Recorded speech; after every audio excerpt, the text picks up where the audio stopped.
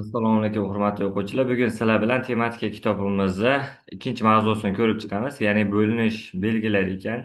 Bizda 7 ta bo'linish alomatlarini e, qoida qilib beribdi. Ya'ni 2 ga, 4 ga, 8 ga, 0, 5, uzr, 0 deyman, 5 ga, 3 ga, 9 ga va 11 ga ekan.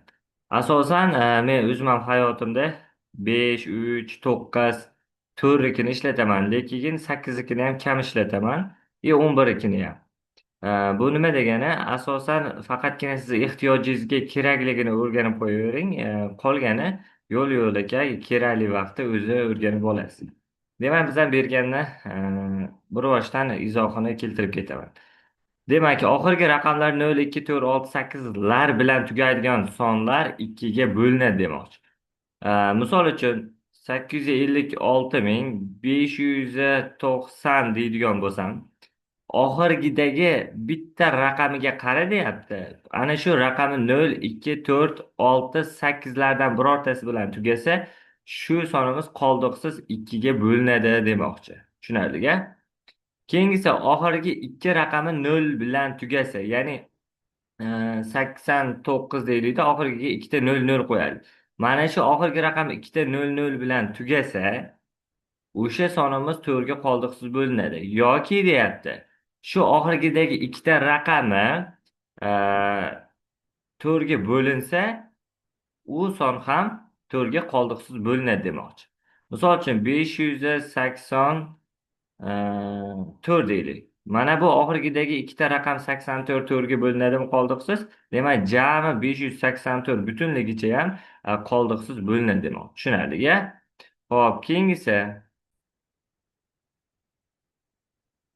uchinchisida oxirgi 3ta raqami 0 bilan tugasa yoki 8 ga bo'linsa, bunday sonlar 8 ga bo'linadi. Ya'ni demoqchiki, misol uchun 35.000 35.000 oxirgi 3ta raqami 00 bilan tugasa, u sonimiz 8 ga qoldiqsiz bo'linadi. Yoki bo'lmasam, oxirgi 3ta raqami 8 ga bo'linsa deyapti. Misol uchun 2400 2400 demali, 24808 deylik. Mana 808imiz bizda e, qoldiqsiz 8 ga bo'linishini bilamiz. O'sha oxirgi 3ta raqami 8 ga qoldiqsiz bo'linsa, butun boshli 24808imiz 8 ga qoldiqsiz bo'linadi demoqchi. Tushunarli-a? Keyingisiga 5 ga juda ham oson. Oxirgi raqami 0 yoki 5 bilan tugasa, o'sha sonimiz 5 ga qoldiqsiz bo'linadi. Misol uchun, birinchisi 4580 deylik. Mana shu 4580imiz 5 ga qoldiqsiz bo'linadi. Nima uchun desa, oxirgi raqami 0 bilan tugayapti. Bo'lib ko'rsang ham haqiqatdan bu qoidamiz o'rinli. Ikkinchisi 5645 deylik. Oxirgi raqam 5 bilan tugagani hisobiga yana bu sonimiz 5 ga bo'linadi. Xo'p, keyingisi Hop. Beshinchisi, raqamlar yig'indisi 3 ga bo'linadigan sonlar 3 ga bo'linadi, ya'ni qoldiqsiz bo'linadi. Misol uchun 123 oladigan bo'lsak, buni raqamlar yig'indisi deganda 1 plyusdan 2 plyusdan 3 ni hisobla. 6 chiqadi. Mana shu 6 3 ga bo'linsa, ya'ni 6 3 ga bo'lsa 2 qoldiqsiz bo'lindi. Ulkan mana shu 123 birinchida yozganing 3 ga bo'linadi demoqchi. Ya'ni 123 uchga bo'lsa qoldiq qolmaydi demoqchi. Tushunarli-a? Ya'ni ixtiyoriy bitta son beradi, ana shuni raqamlar yig'indisini qo'shamiz, ya'ni har bitta raqamni qo'shamizda 3 ga bo'lamiz. Agarda u qoldiqsiz 3 ga bo'linsa, dastlab berilgan son ham 3 ga qoldiqsiz bo'linadi. Misol uchun yana bitta ko'raylik. 520 hop 7 bo'lsa 525 deylik. Raqamlar yig'indisi 5 qo'shilgan 2 qo'shilgan 5 bo'ladi, to'g'rimi? 12 chiqadi. Ana shu bizga berilgan 12imiz 3 ga qoldiqsiz bo'linsa, 525imiz ham 3 ga qoldiqsiz bo'linadi demoqchi. Tushunarli-a?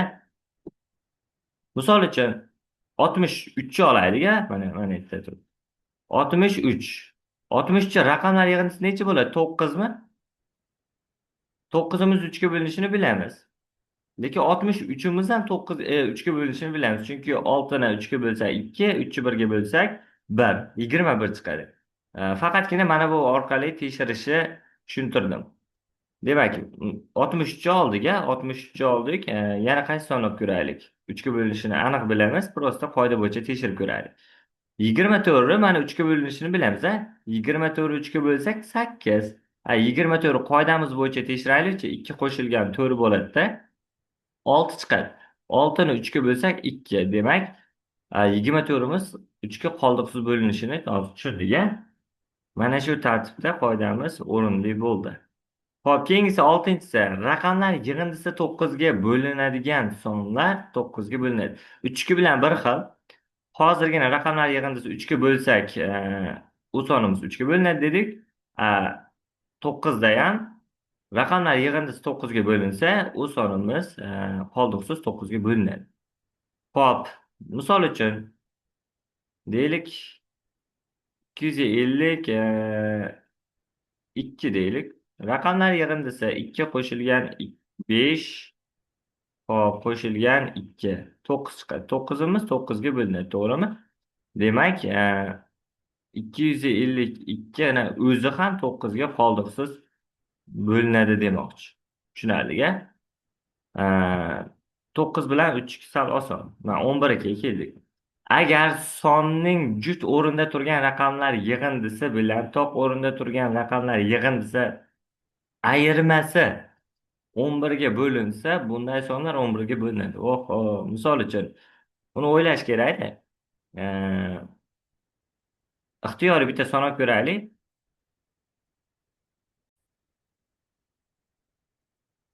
Misol uchun 6006 olaylik. 6006 mana 11 ga bo'linishini bilamiz. 11 ga bo'linishini bilamizda, ana shuni qoida bo'yicha tekshiraylik. Xo'p, juft o'rinda turgan raqamlar yig'indisi bilan toq o'rinda turgan raqamlar yig'indisi deyapti. Demak, boshidan boshladik. Bu toqdan boshlanadi. Birinchi toqda 6 turibdi. 2, 3, 4 qilib yozib oldim. Endi toq o'rinda 1 va 6 va 0 turibdi. 6 ga qo'shamiz 0 ni 6 chiqadi. Keyingisi juft o'rinda turganlar 0 va 4.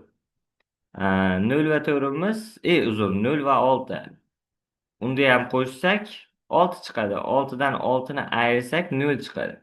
Ana endi 0 ni 11 ga bo'lganda bo'linadi. 0 bo'lingan 11imiz 0 chiqadi. Demak 6 ga 6 ham zo'r bo'lib qoldik-a. Bo'linadi. 121 tekshiraylik. 121imiz 11 ga 11 ni 11 ga ko'paytirsa 121 chiqadi. 11 kvadrat. Xuddi shuni tekshirib ko'raylikchi. 121imiz. Xo'p, bunda ham 0 chiqib qolar ekan. Raqamlar yig'indisi. Umuman olganda qoidani tushundik-a. Misol uchun A, B, C, D, E deylik. Mana shunday ulkan son berildi. Mana shu sonimizda juft o'rinda turgan raqamlar yig'indisi, demak A qo'shilgan C qo'shilgan E'imiz toq, B bilan D'imiz juft bo'ladi. Endi aytyapti, birinchi juft o'rinda turganini hisobla deyapti, keyin toq o'rinda turganini hisoblaysan deyapti. Yoki farqi yo'q shekilli. Demak, A qo'shilgan C qo'shilgan E dan ayri B qo'shilgan D ni. Ya'ni juft o'rinda turgan raqamlar yig'indisi bilan toq o'rinda turgan raqamlar yig'indisini ayirmasi 11 ga bo'linsa, u sonimiz 11 ga qoldiqsiz bo'linadi demoqchi. Xo'p, ana endi sirasi misolga qaytamiz. Qoidada uzoq vaqt qolib ketdik. Aytdimki, hammasini ham qo'llayverilmaydi. Asosan o'zimizga keragini o'rganib olsak bo'ldi. Xo'p, demak, birinchisida ushbu sonimiz quyidagi sonlarni qaysi biriga qoldiqsiz bo'linadi? Hozirgina aytganimdek, oxirgi ikkita raqami 4 ga qoldiqsiz bo'linsa, barcha bizga berilgan sonni o'zi ham to'rtga qoldiqsiz bo'linadi. Demak, oxirgida ikkita raqam turibdi 16. 16 bizda bu berilgan sonlarning ichidan faqatgina to'rtga bo'linadi xolos. Demak, qoldiqsiz bo'linadi bu 4. Shuning uchun S javob bu. Tushunadiga. Oxirgi ikkita raqamiga qaradim. U 4 ga bo'linar ekan. Demak, bu bizga berilgan ulkan son ham 4 ga bo'linadi deb turib S javob oldim. N raqamining qanday qiymatlarida ushbu berilgan sonni 3 ga qoldiqsiz bo'linadi demoqchi. Demak, mana bu yerdagi n o'rniga bizga berilgan sonlardan birortasini qo'ysak, qoldiqsiz bo'linishi kerak ekan. 3 ga bo'linish qoidasi nima edi? Raqamlar yig'indisi 3 ga bo'linsa, ushbu sonimiz 3 ga bo'linadi. Demak, raqamlar yig'indisini hisoblaymiz. 6 ga 1 ni qo'shamiz. 7 7 ga 3 qo'shamiz. 10 10 ga 4 ni qo'shamiz. 14. Demak, 14 qo'shilgan n bo'lib qoldi. Endi n o'rniga son tanlasak bo'ladi. N ni o'rniga 1 qo'ysak 15 bo'ladi, to'g'rimi? 15 imiz 3 ga bo'linadi. Demak, 1 ni qabul qilar ekan. Mana kichikka qildim. 14 n o'rniga 4 qo'ysam 14 bilan qo'shilib 18 bo'lib qoladi. 18 imiz 3 ga bo'linadi, to'g'rimi? 6 chiqadi. 6 kar 3 imiz 18. Demak, bu ham 4 ni qabul qilar ekan. Keyingisi 2 ni qo'yib ko'ramiz. 16 bo'lib qoladi. 14 ga 2 ni qo'ysak 16 imiz qabul qilmaydi, ya'ni 3 ga bo'linmaydi. Shuning uchun 2 ni qabul qilmas ekan. 2 ni qabul qilmasligi aniq bo'ldi. Shuning uchun D javob ham chiqib ketdi. Nima uchun? Chunki D javobda 4 va 2 turibdi. 4 ni qabul qiladi, lekin 2 ni qabul qilmadi. Shuning uchun chiqib ketdi. 1 ni qabul qiladi dedik, 4 ni qabul qiladi dedik, 7 ni endi enimiz qabul qiladimi tekshiramiz. 14 ga 7 ni qo'shadigan bo'lsak, 21 chiqadi. 21 21 3 ga bo'linadi. 7 chiqadi. Demak, bizda umumiysi javob bo'ladi-da, javob oldik. Chunki agarda A ni olsak, javobda A varianti bor.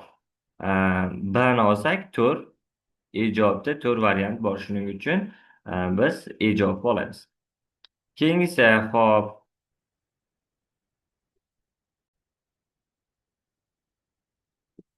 uchinchisida quyidagi sonlardan qaysi biriga qoldiqsiz bo'linadi deyapti. Ushbu berilgan sonimiz quyidagilardan qaysi biriga qoldiqsiz bo'linadi. Demak, 9nikini tekshirish uchun raqamlar yig'indisini topishimiz kerak. 4nikini tekshirish uchun oxirgi ikkita raqamni bilsak bo'ldi. 37 imiz 4 ga bo'linmaydi. Shuning uchun A javobimiz chiqib ketdi, A variantimiz. 9nikini tekshirib ko'ramiz. Undan oldin naqdlarni chiqarib olaylik. Qarang. Oxirgi raqam 0 yoki 5 bilan tugasa, u sonimiz 5 ga bo'linardi. Demak, S javobimiz chiqib ketdi. Nima uchun? Chunki oxirgi raqami 7 bilan tugadi. Demak, bu 5 ga bo'linmaydi. Endi 10nikini o'zim og'zaki aytib qo'ya qolay. Oxirgi raqam 0 bilan tugasa yoki bir nechta 0 bilan tugasa, u sonimiz 0 ga 10 ga bo'linadi. Bizda 7 bilan tugayapti, shu sababdan chiqib ketdi. Bu 7 ga bo'linmaydi. 10 ga bo'linmaydi. Biz faqatgina 9 va 6niki tekshirsak bo'ldi. 6nikini qoidada berganmidi? Xo'p, bermagan ekan. O'zim o'tib ketar ekanman. 6niki shunaqangiki 2 va 3 ga bo'linish qoidasi bo'yicha tekshiramiz. Agar ikkalasida ham o'rinli bo'lsa, bizga berilgan son 6 ga bo'linadi. Ya'ni qanaqa? Misol uchun oxirgi raqami juft bo'lsa, mana oddiy sodda qilib tekshiradigan bo'lsa, oxirgi raqami juft bo'lsin va raqamlar yig'indisi 3 ga bo'linsin. Agar bo'linsa, bizga berilgan sonimiz butunligicha 6 ga qoldiqsiz bo'linadi. Demak, birinchi 9nikini tekshirib olaylik. Sababi 6 ham chiqib ketdi. Uje 9ligi aniq bo'lib qoldi. Nima uchun? Chunki oxirgi raqam bizda 7 turibdi. Nima edi bizda? 2 ga va 3 ga bo'linish qoidasi bo'yicha tekshirardik. Lekin 7 imiz juft raqamlar tarkibiga kirmaydi. Shuning uchun javobni ham chiqarib tashladik. 2 ga bo'linish qoidasi bo'yicha oxirgi raqam faqatgina juft bo'lsin degan. Shuning uchun tekshirmasimizdan ham variantlar bo'yicha chiqarib tashladik. To'rtinchisi, n raqamining qanday qiymatlarida 7851 va n turibdi. Endi bitta son ekan bu. Sonni 9 ga qoldiqsiz bo'linadi. Endi qanday qiymatlarda deyapti. Demak, 9 ga bo'linish qoidasi bo'yicha tekshiramiz. 9 ga bo'linish qoidasi raqamlar yig'indisi 9 ga bo'linsa, u sonimiz ham 9 ga bo'linardi. Tekshiramiz. 7 qo'shilgan 6 shu yerda yuzda qo'shadi. 7 ga 8 ekan, to'g'ri? 7 ga 8 ni qo'shadigan bo'lsak, 15 chiqadi. 15 ga 5 qo'shamiz, 20 chiqadi. 20 ga 1 qo'shamiz, 21 chiqadi. Demak, 21 qo'shilgan n bo'lib qoldi. N o'rniga son qo'yamiz. N o'rniga a ni qo'ysak 2 ni, necha bo'ladi? Bizda 23 bo'ladi. 23imiz 9 ga bo'linmaydi. Keyingisi n ni o'rniga 4 qo'yamiz. Natijada 25 bo'lib qoladi. 25imiz 9 ga bo'linmaydi. Chiqib ketdi. N o'rniga 6 qo'yamiz. 27 bo'lib qoladi. 27imiz 9 ga bo'linadi. 3 chiqadi. Shuning uchun bu turib tursa variantlarda. N o'rniga 9 qo'ydik. 21 ga 9 qo'ysak 30 bo'ladi. 30imiz 9 ga bo'linmaydi. Shuning uchun chiqib ketdi. Javob o'zidan o'zi chiqib ketdi. Nima uchun? Chunki 2 boshida bizda bo'linmaydi degandik. O'zidan ko'rinib turibdiki, S javobimiz to'g'ri javob bo'lib turibdi. Beshinchisida ya'ni x raqamining qanday eng kichik deyapti. Mana shu yerda ahamiyatli bo'lamiz. Eng kichik, eng katta deb beradi. Lekin variantlarda qo'ysangiz barchasida bo'linaveradi. Bizda faqatgina shartiga qarab turib javoblarni ajratib olamiz. Kichik deyishiga yoki katta deyishiga qarab.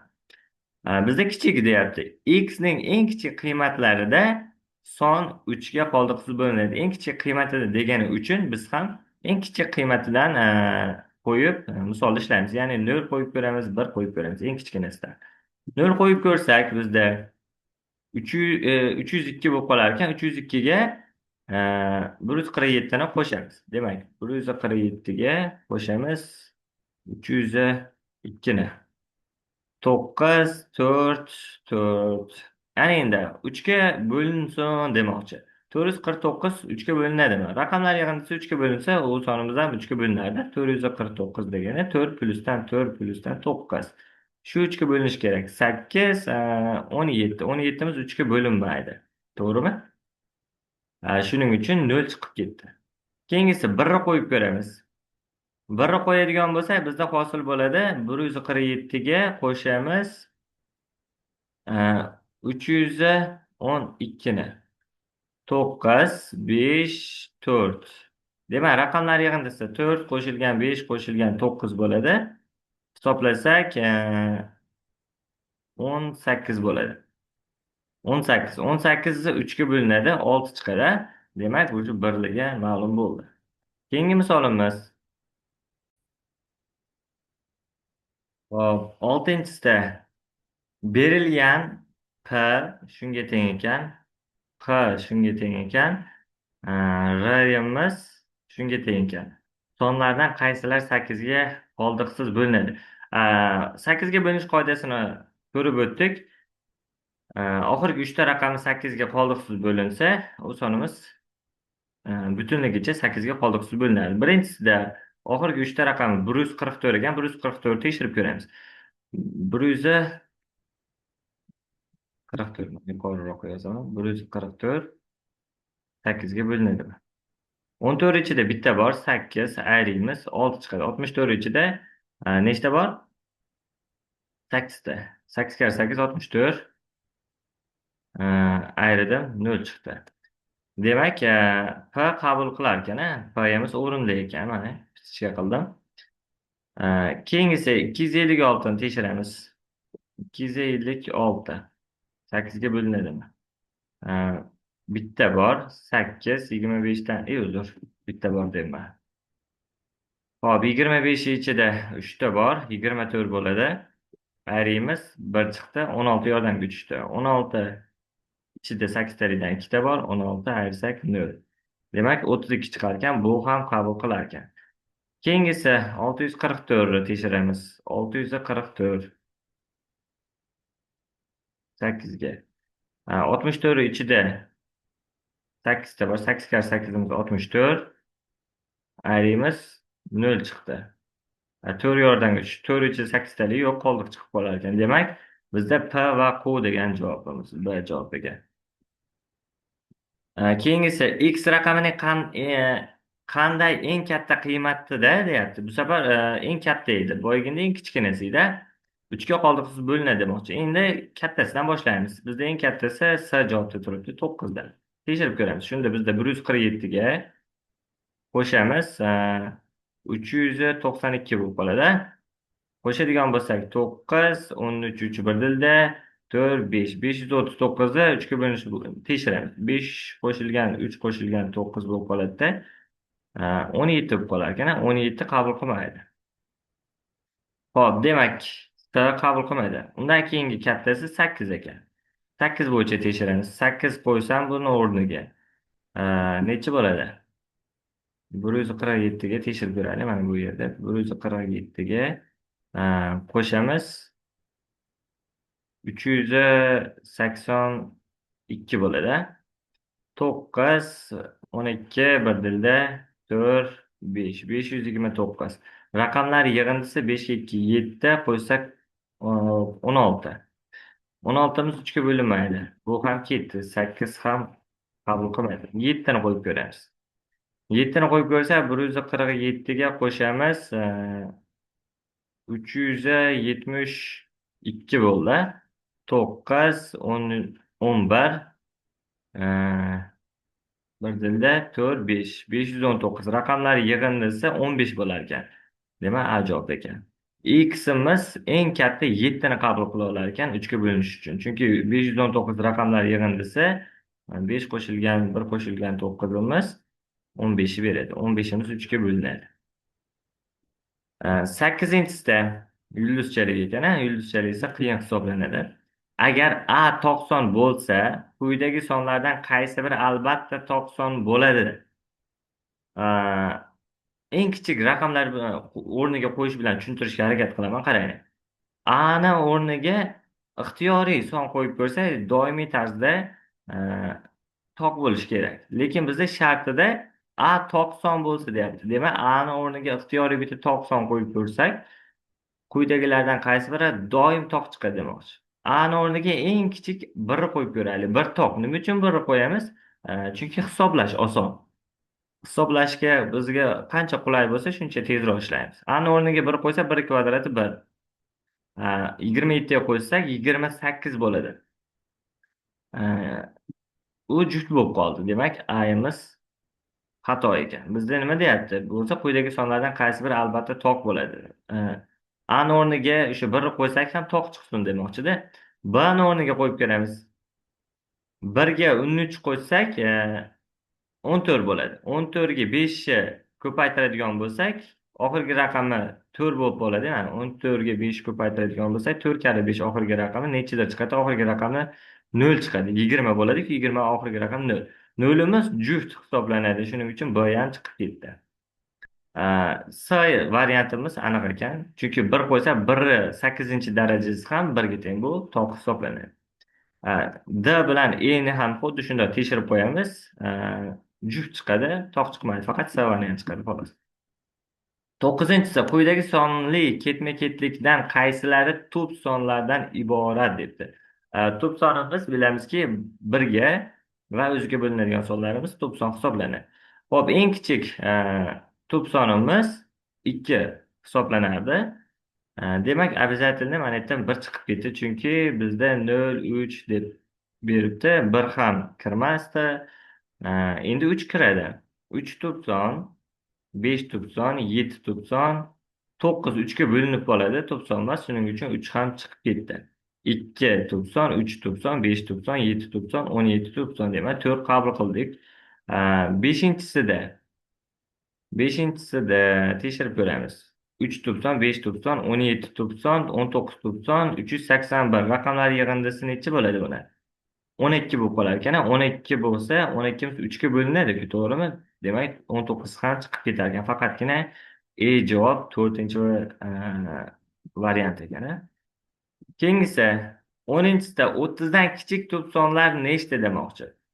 30 dan kichigi, demak, eng kichkinasi 2, 3, 5, 7, 10, bir, 13, 19, 19dan keyin 23, 27miz bo'linadi, 29 bo'linmaydi. Hmm, Bo'ldi. 1, 2, 3, 4, 5, 6, 7, 8, 9 ekan, a? Bir javobda turibdi. Keyingisi, mana bu yerda 17ni yozmaymiz. 13dan keyin 17 ham tub sonidir. Jami 10 ekan. Endi S javob bo'ladi. Jami 10. Hop, keyingisi 11-sida berilgan sonlardan qaysilari 15 ga qoldiqsiz bo'linadi? Hop, demak, bizda x da ushbu son berilibdi, y da, z da. Tekshirib chiqamiz endi. 15 ga bo'linish qoidasi qisqacha tushuntirib ketaman. Har qanday son 15 ga bo'linish uchun ham 5 ga ham 3 ga bir vaqtda bo'linishi kerak. Ya'ni ikkalasini ham qoidasi bo'yicha o'rinli bo'lishi kerak. 5 ga bo'linish qoidasi bo'yicha tekshirsak ham, 3 ga bo'linish qoidasi bo'yicha tekshirsak ham. Endi keling qisqacha tushuntirib ketaman. 5 ga bo'linish qoidasi bo'yicha tekshiraylik oldin barchasini. Demak, bizda oxirgi raqamlar 0 va 5 bilan tugasa, u sonimiz 5 ga bo'linadi. Demak, x'imiz 5 ga bo'linar ekan. To'g'ri. Y'imiz 10 darajasida 6 turibdi. Bu degani 1 million ko'paygan 321. Oxirgi raqami albatta 0 bilan tugaydi. Demak, Y ham 5 ga bo'linar ekan. Z'imiz oxirgi raqami 5 bilan tugayapti. Bu degani u 5 ga bo'linadi degan. Ana endi 3 ga bo'linish qoidasi bo'yicha tekshiramiz. 2 ga 2 ni qo'shsak 4, 0 ni qo'shsak 4, 3 qo'shsak 7, 7 ga 5 qo'shsak 12, 12 ga 0 qo'shsak 12. 12miz 3 ga bo'linadi. Demak, x'imiz 15 ga bo'linar ekan. Tushunarli-a? 5 ni tekshirdik, endi 3 ga bo'yicha tekshiramiz. Agarda 3 ni ham qanoatlantirsa, bu sonimiz 15 ga bo'linadi deb ketamiz. Endi bu yerda 10 darajasida 6 turibdi. Shu sababdan z da ishlab ko'raylik. 1 ga 0 qo'shamiz. Albatta 1, 2 ni qo'shamiz 3, 4 qo'shamiz 7, 1 qo'shsak 8, 4 qo'shsak 12, 5 qo'shsak 17. 17miz 3 ga bo'linmaydi. Shu sababdan z kirmas ekan. Y tekshiramiz. Mana bu 10 darajasidan ikkitasini bunga olsak, bu 320 bo'lib qoladi. Natijada bunda 4-daraja bo'lib qoladi. Orqasidagi barcha nollar qo'shilib ketgani bilan baribir 321 yig'indisini beradi xolos. Shuning uchun uni hisoblashimiz shart emas. 3 ga 2 ni qo'shsak 5, 1 qo'shsak 6. 6miz 3 ga bo'linadi, to'g'rimi? 6 ni 3 ga bo'lsak 2 chiqadi, demak, bu qabul qilar ekan. X va Y degan javobimiz to'g'ri bo'lar ekan. 12-si. Ushbu X sonimiz X, Y, Z sonlarimiz 12 ga qoldiqsiz bo'linadi. Ya'ni qaysilar qoldiqsiz bo'linadi demoqchi. Xo'p, 12 ga qoldiqsiz bo'linishi uchun bilamizki, bizga berilgan sonimiz ham 3 ga ham 4 ga qoldiqsiz bo'linishi kerak. Bu nima degani? Misol uchun A taqsim 12 bo'lsa, xo'p, mana bu yerdagi A'imiz ham 12 ga bo'linish uchun 12 ni karalisi hisoblanadi endi. 3 va 4larga bo'linsa, ushbu berilgan sonimiz 12 ga qoldiqsiz bo'linadi. Endi bizda A o'rnida X da mana yerda 30.112 turibdi. 30.112 ni bitta-bitta 12 ga bo'lib o'tirmaymiz. Birinchi o'rinda keling 4 ga bo'linish qoidasi bo'yicha tekshirib chiqamiz. 4 ga bo'linish qoidasi, demak, bizda 3 ga bo'linish qoidasida ham o'rinli bo'lsin, 4 ga bo'linish qoidasida ham o'rinli bo'lsin. Shunda bizga berilgan sonimiz 12 ga bo'linadi. Xo'p, 4 ga bo'linish qoidasi oxirgi ikkita raqam 4 ga bo'linsa, ushbu berilgan sonimiz ham 4 ga bo'linadi. Demak, x'imizda oxirgisi 12 turibdi, bu 4 ga bo'linadi 12miz. Demak, x bo'linar ekan. X'ni olib turamiz hozircha. Y'imizda mana bu yerdan bitta keling, bitta emas, ikkita deylik, 3ta deylik, bo'pti mana. 3ta 10 ni olsak, bu yerda 10 ni kvadrati qoladi-da, bu yerda Bittasi virguldan qutulish uchun ketadi va ikkitasi zapasga orqasida turadi. Hop, shunda bizda oxirgi ikkita raqami 00 bo'lib qoldi. Ana shu holatda ham bizda to'rtga bo'linish qoidasi bo'yicha o'rinli bo'lardi. Yo oxirgi ikkita raqami 00 bo'lsin yokida oxirgi ikkita raqami to'rtga bo'linsin. Shunda biz sizga bergan sonim to'rtga bo'linadi derdi. Hop, demak bizda oxirgi ikkita raqam 00 bo'lgani uchun bu y-imiz nima bo'ldi? To'rtga bo'linar ekan deb oldik. Endi z'imiz oxirgi ikkita raqami 88 turibdi. Bu to'rtga bo'linadi. Demak, z'imiz ham to'rtga bo'linar ekan. Endi 3 ga bo'linish qoidasi bo'yicha tekshiramiz. Barchasi hozircha 4 ga bo'linish qoidasi bo'yicha o'rinli bo'ldi. 3 ga tekshirsak, уже javobini chiqargan bo'lamiz. 3 ga 0 qo'shamiz. 3, 1 qo'shamiz 4, yana 1 qo'shamiz 5, 2 ni qo'shsak 7. 7imiz 3 ga bo'linmaydi. Shuning uchun x variant chiqib ketar ekan. Y-imizda 3 ga 3 qo'shamiz. 6, undan u yog'i 0 ketadi. Demak, 6imiz 3 ga bo'linadi. Shuning uchun y qabul qildik. Mana y ga belgiladim. Zda 1 ga 0, 1, 2 ni qo'shsak 3, 5 qo'shsak 8, mana ikkalasi 16, 16 ga 8, 24 bo'ladi. 24imiz bo'linadi 3 ga. 8 chiqadi. Demak, z qabul qildi. Y va z degan variant ekan. Xo'p, 13-si. Quyidagi sonlardan qaysilari 18 ga qoldiqsiz bo'linadi? X da beribdi, Y ga beribdi, Z da beribdi. 18 ga bo'linish qoidasi, hurmatli o'quvchilar, 2 ga va 9 ga bo'linish bo'yicha tekshir. Agar ikkalasida ham o'rinli bo'lsa, berilgan sonimiz 18 ga bu qoldiqsiz bo'linadi. 18 qoidasi shunaqa. Ham 2 ga ham 9 ga bo'linish qoidasi bo'yicha tekshiramiz. Agar ikkalasini ham qanoatlantira olsa, bir vaqt o'zida bizga berilgan son 18 ga qoldiqsiz bo'linadi. Demak, keling 2 bo'yicha tekshiramiz.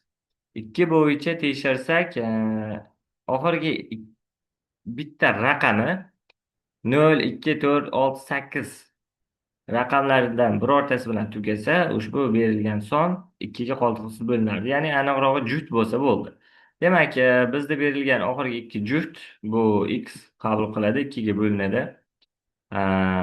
Y-imiz обязательно oxirgi raqam 0 bilan tugaydi, chunki ikkitasini bunga berib yuborsa, ikkita 0 virguldan qutulib oladi va natijada bu 5, 4, 9, ikkita 0 o'zida qolib ketsa bo'ldi mana ekan. 54900 degan son paydo bo'ladi. Va oxirgi raqam 0 bilan tugayapti. Demak, bu sonimiz 2 ga qoldiqsiz bo'linadi. Keyingisi oxirgi raqam 8 bilan tugayapti. Demak, bu ham 2 ga qoldiqsiz bo'linadi. Endi 9 bo'yicha tekshiramiz. Raqamlar yig'indisi 9 ga bo'linsa, bizga berilgan sonimiz ham 9 ga qoldiqsiz bo'linadi.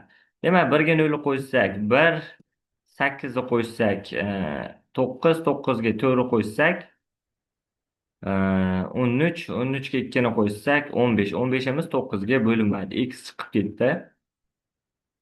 5 ga 4 qo'shsak 9, 9 ga 9, 18, undan yog'i 0 bo'lgani bilan 18 chiqadi. 18imiz 9 ga bo'linadi. 18 9 ga bo'lsak 2 chiqadi. Demak, Y qabul qilar ekan. Xo'p. Demak, keyingisi 3 ga 0 ni qo'shsak 3, 6 ni qo'shsak 9, 9 ga 1 ni qo'shadigan bo'lsak 10, 19, hop, 19 ga 8, 27. 27imiz 3 ga qoldiqsiz bo'linadi, 9 chiqadi. Demak, Z. Y va Z yana javob degan variant ekan. 14-sida 6 ga qoldiqsiz bo'linish va yuqorida aytib o'tgandim, 6 ga bo'linish qoidasi 2 ga va 3 ga bo'linishini tekshir. Agar ikkalasida ham o'rinli bo'lsa, bizga berilgan sonimiz 6 ga qoldiqsiz bo'linadi. Xo'p, demak 2 ga tekshirib olamiz. Oxirgi raqami juft bo'lishi kerak. 6 juft, 8 juft. Bunda 15 darajasi ikkitasini bunga bersa, bu 261 ikkitasi ketgan hisobiga 3 ta 0 bunga qo'shilib qoladi. Natijada 261 ming degan son bo'ladi. Oxirgi raqam 0 bilan tugaydi va bu ham ikkiga qoldiqsiz bo'linadi. Endi 3 bo'yicha tekshiramiz. 1ga 2ni qo'shsak 3, 3ga 3 qo'shsak 6, 6ga 3 qo'shsak 9, 9ga 8 qo'shsak 17, 17ga 6 qo'shsak 23. 23imiz bo'linmaydi. X chiqib ketdi. 23imiz 3 ga bo'linmaydi-ku. Demak, shuning uchun chiqib ketdi. Hop, keyingisi 4ga 0 qo'shadigan bo'lsak 4, 2ni qo'shsak 6, 6ga 1 qo'shsak 7, 7ga 0 7, 7ga 8ni qo'shsak 15. 15imiz 3ga qoldiqsiz bo'linadi, 5 chiqadi. Demak, Y 6ga bo'linadi. Z tekshiramiz. 2ga 6ni qo'shsak 8, 8ga 1ni qo'shsak 9, 3da 0 qo'shsak baribir 9 bo'ladi.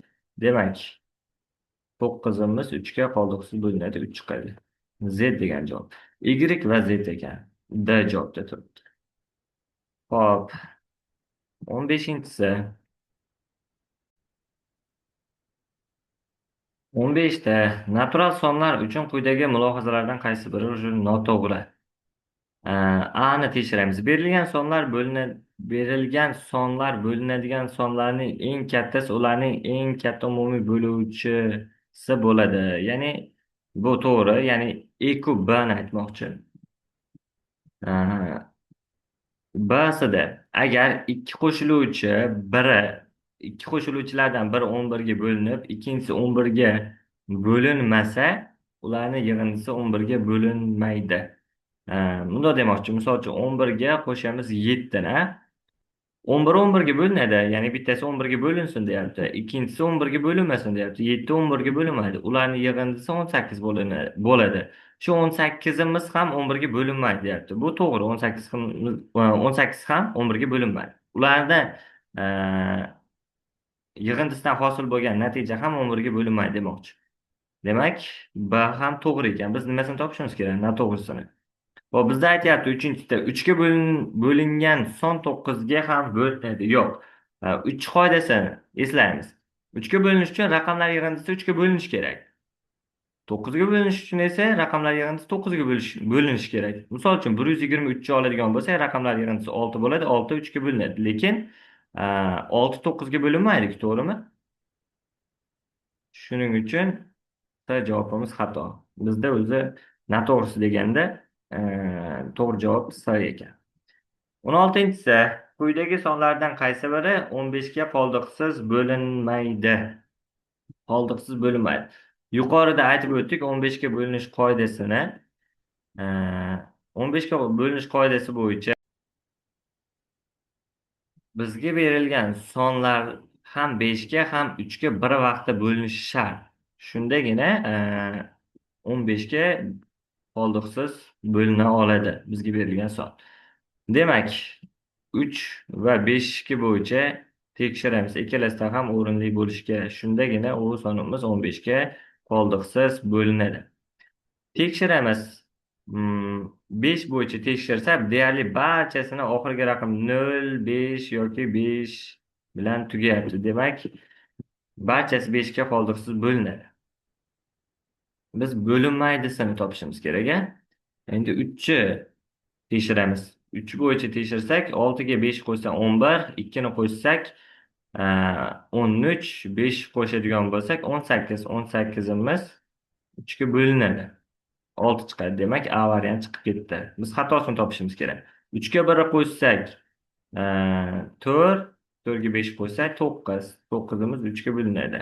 Demak, berilgan son ham 15ga bo'linar ekan. Chiqib ketdi. 4ga 6 qo'shsak 10, 2ni qo'ysa 12. 12imiz 3ga bo'linadi. Javob ham chiqib ketdi.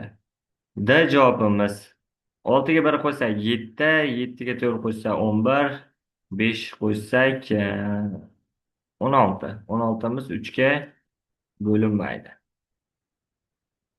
3ga bo'linmaydi. Shuning uchun D javob bo'ldi. E'ni tekshirib qo'yamiz.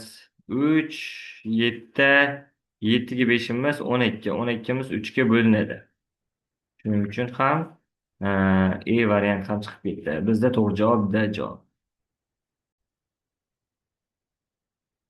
Hop, 17-da berilgan PQR sonlardan qaysilari 16 ga qoldiqsiz bo'linadi deyapti.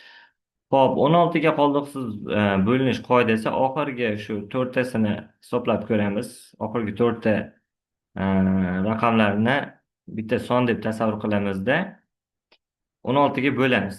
Bo'lib ko'rsak, bo'linsa ushbu bizga berilgan sonni butunligicha 16 ga qoldiqsiz bo'linadi. Agarda e, bo'linmasa bizga berilgan son butunligicha 16 ga qoldiqsiz bo'linmaydi. Demak, P'ni tekshiradigan bo'lsak, P'imizda 8560 16 ga bo'lsayni 500 adashmasam 35mi shunaqa chiqadi. Hop, P'da demak 16 ga qoldiqsiz bo'linar ekan. Q'da bo'lsa 9441. Oxirgi raqami bizda tok turibdi. Уже 16miz juft. Demak, qo'yimiz xato bo'ladi. Ya'ni bo'linmaydi. Tok juft songa bo'linmaydi. Keyingisi R variant tekshiramiz. 0734. 0734 emas, endi 0 olib tashlaymiz. 734 tekshiramiz. 734 bo'lib ko'rsangni 16 ga bo'linmaydi. Bizda faqatgina P varianti qoladi. Bu B javobda turibdi. Keyingisi 18 ga quyidagi sonlardan qaysi biri 12 ga qoldiqsiz bo'linmaydi? 12 ga qoldiqsiz bo'linishini tekshiruvdik. Ya'ni 3 ga ham, 4 ga ham bir vaqtda qoldiqsiz bo'linsin degan. Endi bizda bo'linmaydisini topishimiz kerak ekan. Birinchi o'rinda 4 bo'yicha tekshiraylik. Oxirgi ikkita raqami 4 ga bo'linsa, o'z sonimiz 4 ga bo'linadi. Demak, 16 bo'linar ekan. 26miz 4 ga bo'linmaydi. Hozircha B varianti to'g'ri bo'lib turibdi. Hop, keyingisi 24miz 4 ga bo'linadi. S varianti chiqib ketdi. 12miz 4 ga bo'linadi. D varianti ham chiqib ketdi. 08 4 ga bo'linadi. E varianti ham chiqib ketdi. O'z-o'zidan B variant to'g'ri bo'lib turibdi. Og'iz aka. 19-da 821 ga qanday eng kichik musbat sonni qo'shganda yig'inda 6 ga qoldiqsiz bo'linadi deyapti. Xo'p, eng kichik musbat son degani uchun biz ham eng kichkinasidan boshlaymiz. Mana B variantdan 821 ga qo'shamiz 1ni, bizda 822 bo'ladi. 6 ga bo'linish qoidasi bo'yicha tekshiramiz. Oxirgi raqami juft bo'lsin va raqamlar yig'indisi 3 ga bo'linsin. Shunda 6 ga bo'linaman derdi. Demak, oxirgi raqami juft 2, 2 ga bo'linish qoidasi bo'yicha o'rinli bo'ldi. Endi 3 ga bo'yicha tekshiramiz. 3 da raqamlar yig'indisi 3 ga bo'linishi kerak edi. 8 qo'shilgan 2 qo'shilgan 2 12 bo'ladi. 12miz 3 ga bo'linadi, qoldiqsiz 4 chiqadi. Natijada mana B variant deb topdik. Bittada topib oldik. 20-sida 3p minus 3 tegishli natural songa. Demak, mana bu ifodamiz natural songa chiqargan qiymati. Tegishli sonlar 1, 2, 3, 6, 9 va 18 qoldiqsiz bo'linadi. P'ning eng kichik natural qiymatini toping. P'ni o'rniga shunday son qo'yishimiz kerakki, natijada 1, 2, 3, 6, 9, 18 ga qoldiqsiz bo'linsin. Endi bu yerda 18 qatnashgandan bilinib turibdiki, 18 ga bo'linish uchun 18 o'zi chiqish kerak yo javob yoki 32 chiqish kerak. Chunki 32 uzr, 36. 36ni 18 ga bo'lsak 2, 18 18 ga bo'lsak 1. Shu ikkalasidan bittasi yokida yana o'ziga karralisini topishimiz kerak. Eng kattasiga karralisi javob deb topiladi endi. Chunki agarda misol uchun 9 oladigan bo'lsak, 1 2 bo'linmaydi 9ga, 3 bo'linadi, 18 ham bo'linmaydi. Lekin 18 ni o'zini oladigan bo'lsak, 1 ga, 2 ga, 3 ga, 6 ga, 9 ga, 18 ga bo'linadi. 18 ni o'zi. Shuning uchun bizda yo 18 yo 36 degan variantini qidirib ko'ramiz. Demak, P ni o'rniga qo'yib ko'ramiz. 3p minusdan 3 deyapti. P ni o'rniga berilgan mana bu variantlardan birortasini qo'y demoqchi. 14 qo'ysak 3 karra 14 bo'ladida. 3 karra 14imiz mana. Hop, 12 bir dilda uch to'rt 42 bo'lar ekan. 3 ayirsak 39 bo'lib qoladi. 39. 39'imiz 18 ga bo'linmaydi. Bu chiqib ketdi. 21 qo'yib ko'ramiz. 3 ga ko'paytiradigan bo'lsa, mana 3p degan o'rtasida ko'paytirish amali bor degan. Ko'paytirib ko'rsak, 3 63 ayirsak 60 chiqar ekan. 60'imiz bizda 18 ga bo'linmaydi. Chiqib ketdi. Hop, 60'imiz 3 ga bo'linadi, 2 ga bo'linadi, 6 ga bo'linadi. 60'imiz 9 ga bo'linmaydi, 18 ga bo'linadimi yoki? 18 ga tekshirib ko'raylikchi. 5. 5 ta bor desak, 40 90 bo'lib qolar ekan, bo'linmas ekan. Hop, S varianti ko'ramiz. Bu yerda 60 chiqdi. S varianti 7. 7 kar 3 21. 21dan 3 ayiradigan bo'lsak, 18. 18'imiz 18 ga bo'linadi, 9 ga bo'linadi, 2 ga 3 ga bo'linadi demak. e, Eng kichigi debdi. Hozircha S varianti tursin. Mana bu yerda eng kichigi debdi. 5 ham qo'yib ko'raylik-da. 3 kar 5'imiz 15. 15dan 3 ayirsa 12 bo'ldi. Eng kichigi 7 ekan bizda. S variant. 21-si 752 sonning o'ng tomoniga qanday raqam yozilsa hosil bo'lgan son 36 ga qoldiqsiz bo'linadi debdi. Xo'p, 36 ga bo'linish uchun 36 ga bo'linish uchun berilgan sonimiz 4 va 9 ga bo'linish qoidasi bo'yicha tekshirganimizda o'rinli bo'lsa, ya'ni ham 9 ga ham 4 ga bir vaqtda bo'lina olsa, 36 bizga berilgan songa qoliqsiz bo'linadi. Aniqroq bizga berilgan sonni 36 bo'la oladi. Demak, bizda 752 ni mana bu 2 dan keyingi e, qismiga mana shu variantlardan birortasini qo'ysang bo'linsin demoqchi. Demak, a ni 0 qo'ysak bu 7520 bo'lib qoladi. Oxirgi raqamga 0 qo'yadigan bo'lsak, 4 ga bo'linish qoidasi bo'yicha 20 o'rinli bo'ladi. 4 bo'la oladi. 4 buni bo'la oladi. Endi 9 bo'yicha tekshiradigan bo'lsa, 7 ga 5 qo'ysa 12, 2 ni qo'ysak 14. 14 9 ga bo'linmaydi. Shuning uchun A varianti chiqib ketdi. Bunisida 7522 bo'lib qoladi. 22'miz 4 ga bo'linmaydi. Shuning uchun B varianti chiqib ketdi. Bunisida bo'lsa 7526. 26'miz 4 ga bo'linmaydi. C varianti chiqib ketdi. 7527 bo'ldi. 27'miz 4 ga bo'linmaydi. Chiqib ketdi.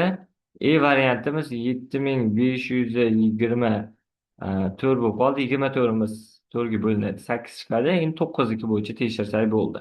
9 bo'yicha raqamlar yig'indisida 7 ga 5 qo'ysa 12, 2 ni qo'ysak hop 14, 14 ga 4 qo'ysak 18, 18'imiz 9 ga bo'linadi. Demak, bizda to'g'ri javobimiz E varianti ekan. Keyingisi 3 yulduzcha 470 yozuvidagi yulduzchaning shunday raqam bilan almashtiringki, hosil bo'lgan son 45 ga qoldiqsiz bo'linsin debdi. Demak, yulduzchani o'rniga shunday sonni qo'yishim kerak ekanki, natijada berilgan sonimiz 45 ga qoldiqsiz bo'linsin. Bu yerda eng katta, eng kichkinasi degani yo'q ekan, yaxshi. Xo'p, demak bittasi o'rinli bo'lar ekan, xolos.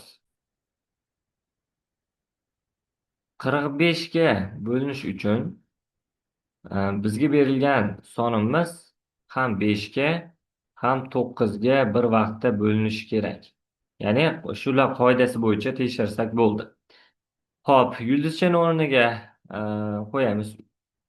3400 34470 bo'lib qoladi agar A varianti oladigan bo'lsak. Endi 5 ga bo'linish qoidasi bo'yicha oxirgi raqami yo 0 yoki 5 bilan tugashi kerak. Обязательно bizda o'zi berilgan sonda 0 turgani uchun barchasi 5 ga bo'linadi. Faqatgina 9 ga bo'linish qoidasi bo'yicha tekshirsak bo'ldi. 3 ga 4 qo'ysak 7, 7 ga 4 qo'ysak 11. 11ga 7 qo'ysak 18. 18imiz 9ga bo'linadi. 0 qo'ysak albatta 18. A varianti уже chiqib qoldi-ku. Mayli, Bni ham tekshirib qo'yaylik. Keyingisida A deb turib topaveramiz. Xo'p, bizda 35.470 bo'lib qolar ekan-a. 3 ga 5 qo'ysak 8, 8 ga 4 12, 12 ga 7 ni qo'ysak 19, 19imiz 9 ga bo'linmaydi. Bu yoqdagi 0 ni qo'ysak ham, 6 ni qo'ysak ham, 8 ni qo'ysak ham bu sonlarni birorta esa 45 ga yoki 9 ga bo'linmaydi. Bizi hozircha 5 ga bo'linishi bo'yicha barchasi qanotlandi, lekin 9 ga bo'linishi bo'yicha qanotlanmaydi. Faqatgina A variantimiz to'g'ri javob deb topiladi. 23-sida natural sonlarga nisbatan quyidagi mulohazalardan qaysi biri noto'g'ri? Xo'p, A varianti berilgan sonlarga bo'linadigan sonlarning eng kichigi bu sonlarning eng kichik karralisi bo'ladi. Bu to'g'ri. E, B varianti agar bo'luvchilarning har biri 13 ga bo'linsa, e, u holda ularning yig'indisi ham 13 ga bo'linadi. Xo'p, bu variant ham to'g'ri. S varianti ko'raylik. Agar biror sonning raqamlar yig'indisi 9 ga bo'linsa, u holda 9 ga bo'linadi. S variant to'g'ri. Ya'ni 9 ga bo'linish qoidasi bo'yicha yuqorida bir nechta misol ko'rdik. Raqamlar yig'indisi 9 ga bo'linsa, e, ushbu berilgan sonimiz ham 9 ga bo'linadi. D variantimizda oxirgi raqami 4 ga bo'linsa, bo'lingan son 4 ga bo'linadi debdi. Bu variant endi xato. Oxirgi ikkita raqami 4 ga bo'linsa yoki oxirgi ikkita raqami 00 bilan tugasa, u sonimiz 4 ga bo'linadi. Shuning uchun noto'g'risi D variant ekan. Endi 3 ga hamda 2 ga bo'lingan sonlarning barchasi 6 ga ham bo'linadi. 6 ga bo'linish qoidasini aytib o'tdim. Bir vaqtda 3 ga ham, 6 ga ham, 3 ga ham, 2 ga ham biror bir son bo'lina olsa, ushbu sonimiz 6 ga ham qoldiqsiz bo'linar edi. 24-si.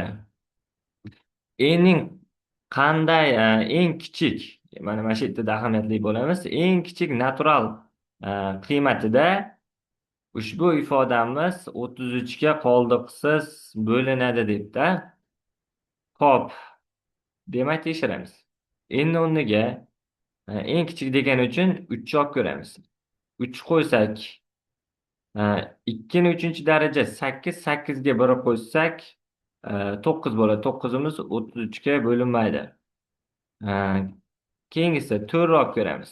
4 olsak 16 bo'ladi. 16 ga 1 qo'ysak 17 qoladi. Shuning uchun qabul qilmaydi. 5 olib ko'ramiz. 5imiz hop 32 bo'ladi. 32 ga 1 qo'shadigan bo'lsak 33 bo'ladi. 33imiz 33 ga bo'linadi. Shuning uchun E variant chiqar ekan-a. Xo'p, 25-si. Quyidagi sonlardan qaysi biri 45 ga qoldiqsiz bo'linadi? 45 ga qoldiqsiz bo'linishini aytib o'tdim. Bir vaqtda ham 5 ga bo'linsin, ham 9 ga bo'linsin. Demak, bizda oxirgi raqami mana bu yerda 5 bilan tugayapti. Demak, bu sonimiz 5 ga bo'linadi. 9 ga bo'linish bo'yicha tekshirsak bo'ldi endi. Xo'p, B varianti. Bu yerda ham 5 turibdi, demak qoldiqsiz bo'linadi. 80da 0 turibdi, 5 ga qoldiqsiz bo'linadi. D varianti 20 0 qoldiqsiz bo'linadi. To'xtang, mana shu yerda D varianti to'g'ri ekan. Chunki 20 5 ga bo'linadi, bir vaqtda 36 ham 9 ga bo'linadi. Endi o'zaro 36 bilan 20miz 5 ga va 9 ga bo'lina olsa, ularni ko'paytmasi ham 45 ga yoki bir vaqtda 5 va 9 ga bo'lina oladi. Xuddi mana kasr yaqinda o'tamiz. Shunda ko'rib chiqamiz.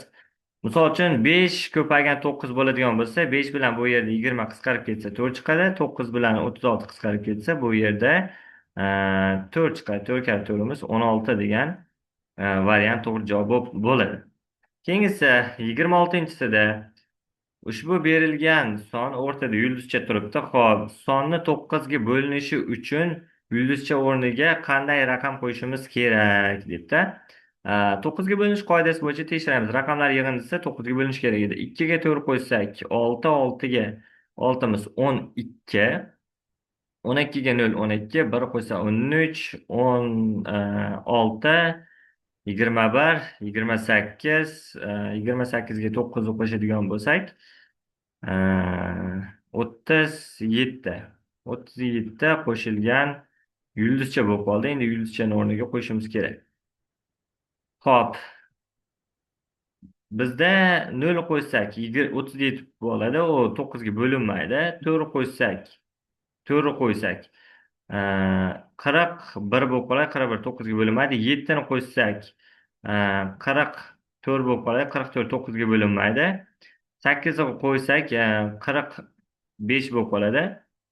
45 9 ga bo'linadi. Shuning uchun D varianti bo'ldi. 9 ni ham qo'yib qo'yaylik. 9 ni qo'ysak 46 bo'ladi. 46 9 ga bo'linmaydi. Bizda bo'linishi kerak deyapti. Shuning uchun D varianti to'g'ri bo'ldi. 27-sa quyidagi ko'paytmalardan qaysi biri 45 ga qoldiqsiz bo'linadi? Boyaginda aytganimizda 45 ga bo'linish uchun 5 ga va 9 ga bir vaqtda bo'linsin. Xo'p, demak, boyagindoq yana qidirib chiqamiz. 5 ga bo'linadi. 85, 5 hammasida deyarli bor. D varianti yo'q ekan, o'zi chiqib ketdi. Ya'ni 5 ga bo'linish bo'yicha. E varianti turibdi.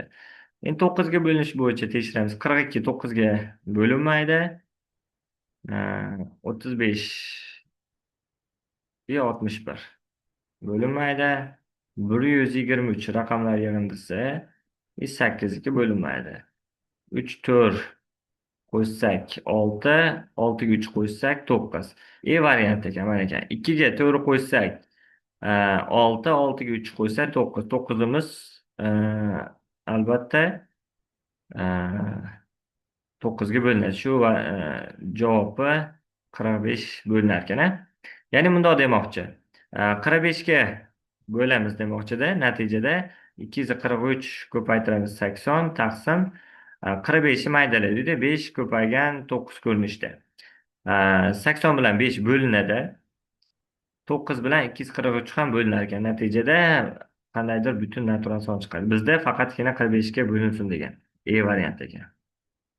Xo'p, keyingisi 28-sida yulduzchalik ekan.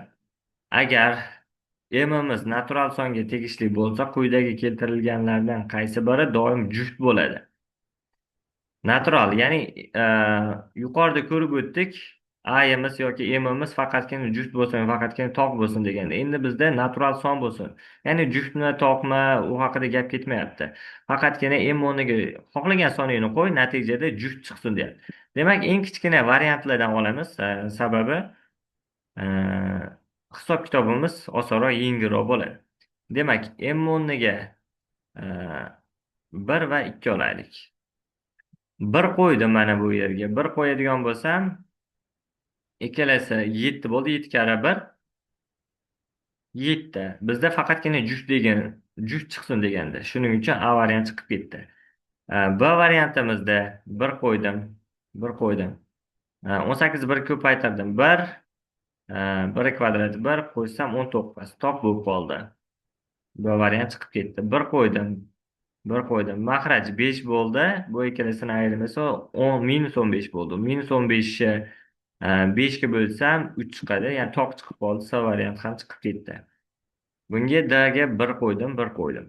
1 5-darajasi 1 ga teng. 13 karra 1imiz 13, 1 qo'ysam 14 chiqdi. Juft chiqdi. Endi 2 qo'yib ko'raman. 2 qo'yadigan bo'lsam, 2 ni 5-darajasi 32 qo'shilgan 26. Qo'shadigan bo'lsam 58. Uje juft chiqar ekan. Top qo'ydik, juft chiqdi. Juft qo'ydik, juft chiqdi. Demak, bizda shartimizni qanoatlantirdi. Ya'ni juft chiqsin degan D variant ekan. E varianti ham ko'raylik. 1 qo'ydim M o'rniga. 1 4-darajasi 1 ga teng. 8 ni qo'ysam 9 chiqar ekan. 9imiz toq. Shuning uchun D varianti oldik. 29-sa Ushbu berilgan raqamlardan ularni takrorlamasdan mumkin bo'lgan barcha to'rtxonali sonlar tuzilgan. Bu sonlar ichida nechtasi to'rtga qoldiqsiz bo'linadi demoqchi. Takrorlamasdan debda, demak takrorlamasdan yozib chiqamiz. Birinchisi, faqat uchi bo'yicha yozsam, 3600 ulardan takrorlamasdan mumkin bo'lgan barcha to'rtxonali ekan, 79. Ikkinchisi, 3769 deylik. Uchinchisi, 6 bilan 7 ni o'rnini almashtirdim. Endi 697 deylik. To'rtinchisi, 3967. Beshinchisi, 3976.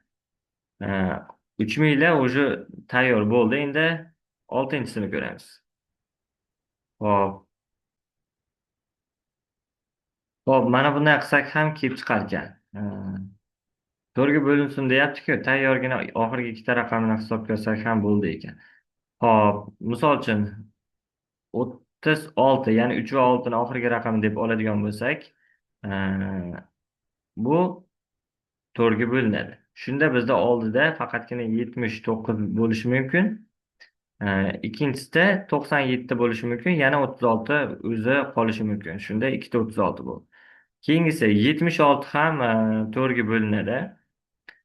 Shu holatda oxirgi raqamini 76 deb oladigan bo'lsak, oldida 69 bo'lishi mumkin. Uzr. 39 bo'lishi mumkin. Uchinchi variantimiz. Keyin yana 76 bo'lsin oxirgi raqami deydigan bo'lsak, bizda 93 bo'lishi mumkin. Bu to'rtinchi variantimiz. Yana bizda bo'lishi mumkin 96miz 4 ga bo'linadimi? Xo'p, tekshirib ko'ramiz. Ikkita bor 8, bitta 16 to'g'ri bo'linar ekan. Demak, oxirgi raqami 96 bo'lsin dedik. Shunda bizda 3 bilan 7 qoladi, 37 bo'la oladi. Yana 96 bo'lsin dedik, 73 bo'lib o'rni almasha oladi. Jami shu 6 ta ekan xolos. Qolgani bo'linmaydi. Bu S varianti turibdi. Hop. Yana misol bormi? Bo'ldi ekan. Bizda 29 ta misol bor ekan. Hurmatli o'quvchilar, keyingi darsga ko'rishguncha, shuncha mehnatimizni qo'llab-quvvatlashing uchun albatta like bosib, do'stlaringizga yuborib qo'ying va obuna bo'lishni ham unutmang. Keyingi darsda ko'rishguncha xayr.